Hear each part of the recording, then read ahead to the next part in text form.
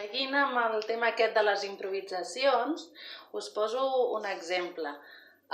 Jo ara el que faré serà, ja que estic aquí, que no tinc internet a casa, només tinc dades del mòbil, i estic confinada, doncs el que m'està sortint és que estic escoltant més música de la que, com escoltàvem abans, amb CDs, i llavors estic tenint aquí com retrobades amb CDs que feia molt temps que no escoltava, com per exemple, com quan vaig començar a donar classes de dansa oriental i m'estan sortint aquí delícies de coses. No?